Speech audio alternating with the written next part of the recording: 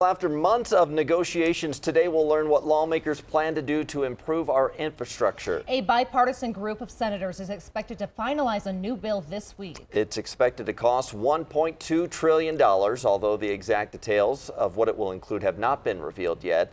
So this morning we're going in depth. We'll look at the current condition of Colorado's infrastructure, what our state is already doing to improve roads and bridges with a newly passed transportation bill, and the major construction projects along I-70 you'll run into this summer. First, we want to start with the current state of Colorado's infrastructure. The American Society of Civil Engineers gave our infrastructure a C- grade.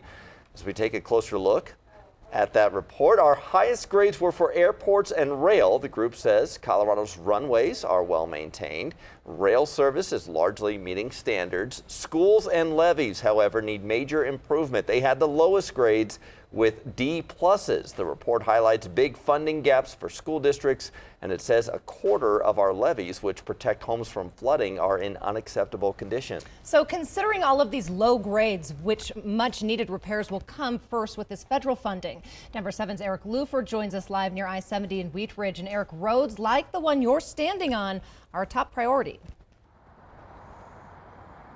Yeah, we don't yet know what's flagged in the Senate version of this bill, but we do know the one that passed the House 2 weeks ago.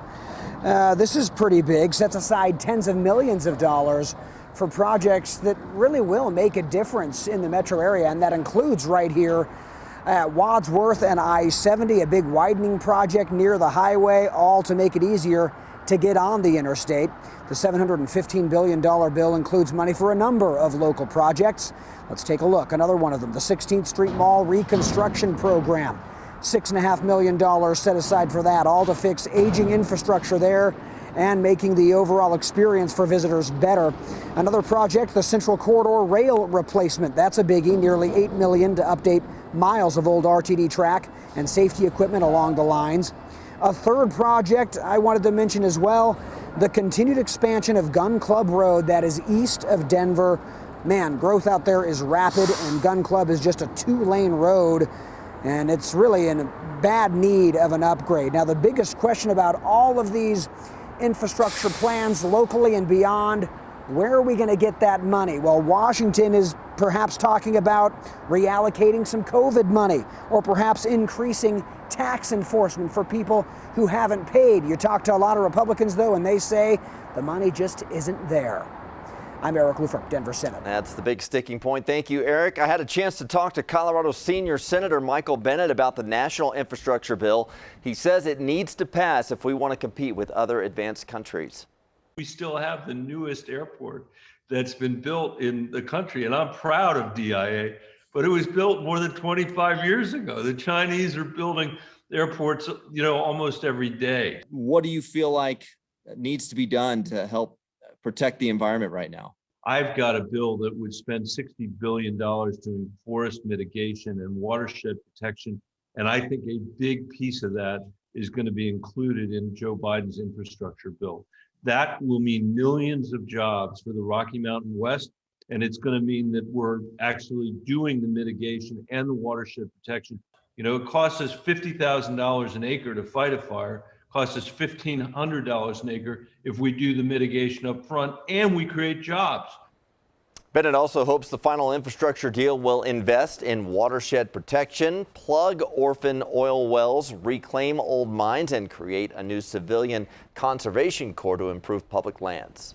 It's important to note the state also just passed a landmark transportation bill. It significantly changes how we fund road projects in Colorado. Starting a year from now, you'll see new fees on gasoline and diesel fuel purchases, retail deliveries, ride-sharing services, electric vehicle registration, and rental cars. Officials predict the new bill will raise nearly $5.5 billion by the 2031-32 fiscal year. 70% of that would come from new fees. Now to the immediate impact of these projects. A 4-mile stretch of eastbound I-70 is closing this weekend in the metro. It's part of the Central 70 project from Brighton Boulevard to I-270. That will last from tonight until Monday morning. And that's just one of the major construction zones along I-70 right now, a long stretch of I-70. Let's bring in our traffic expert, Jason Luber, with a look at some of the other construction zones you need to be aware of. Yeah, because the joke in Colorado traffic is that we have two seasons. We have winter and we have construction, and crews try to get most of the work done as they can during the summer months when the weather is better, especially in the mountains for paving. CDOT has so many projects in the mountain corridor. They actually have a couple of websites dedicated just listing these projects, including this first one where the work here is happening on the west side of the Eisenhower-Johnson tunnels. Now, there are three big projects here. One is on Vail Pass, where CDOT is paving, adding an auxiliary lane and climbing lane on the west side of Vail Pass. Now, separately, there are emergency repairs going on in Glenwood Canyon. Now, east of the Eisenhower-Johnson tunnels, there's repaving and there's new signs. The big one that's happening is the new Mountain Express lane on westbound I-70 between Floyd Hill and Empire. CDOT tells me that that new lane should be open for drivers to test by next month without any tolling happening. It was delayed by the winter storms and the cold temperatures that lasted into May. And to see more from this page, you can just search CDOT I-70 Mountain Corridor and you can find it there. Thank you, Jason. One of the big concerns for neighbors of the Central 70 project is the round-the-clock noise. Every year, the construction company goes before Denver's health department for a noise variance. There's another hearing on August 12th, and that variance gives crews permission to make noise up to 75 decibels at night, which is comparable to the sound of a vacuum cleaner. This variance is something that really was put in place to protect the community and hold us accountable.